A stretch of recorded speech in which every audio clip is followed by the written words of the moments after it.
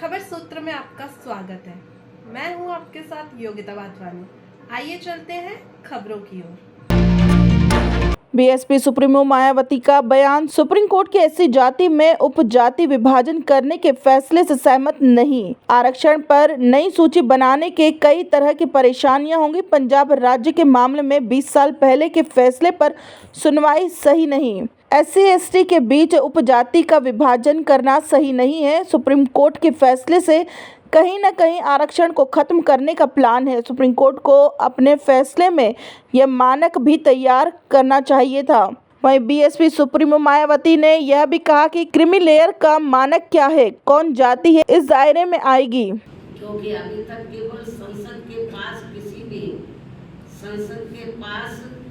किसी भी जाति को या जनजाति को अनुसूचित जाति व अनुसूचित जनजाति में सम्मिलित करने या बाहर करने की पावर है,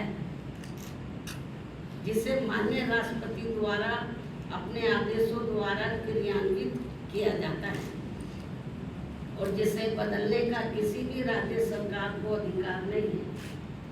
परंतु वह 1 अगस्त 2024 के इस निर्णय के बाद जहां जो पार्टी सत्ता में होगी वह अपनी अपनी राजनीति के हिसाब से अदलती बदलती रहेगी, जिसके साथ साथ राज्य सरकारें अपने अपने वोट बैंक के लिए अपनी मनचाही जातियों को आरक्षण का अनुचित लाभ देने का प्रयास करेंगी। इस प्रकार से इस आदेश से ऐसी अनेकों समस्याएं उत्पन्न होंगी, जिसके कारण एससी व एसटी को मिल रहा आरक्षण ही समाप्त हो जाए।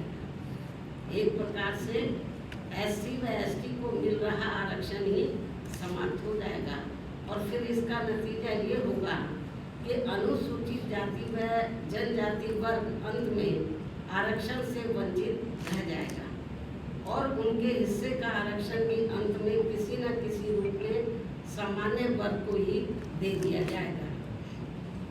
माननीय सुप्रीम कोर्ट द्वारा अपने 1 अगस्त 2024 के इस निर्णय में इस बिंदु पर भी पर्याप्त विचार व्यक्त नहीं किए गए हैं कि अनुसूचित जाति और अनुसूचित जनजाति के किन लोगों को क्रीमी लेयर की श्रेणी में रखा जाएगा और यह तय करने का क्या मानक होगा कि किन लोगों को अब आरक्षण की आवश्यकता नहीं है तथा इस कार्य के लिए अब राज्य सरकारों को राजनीति करने का पूरा मौका मिल गया है।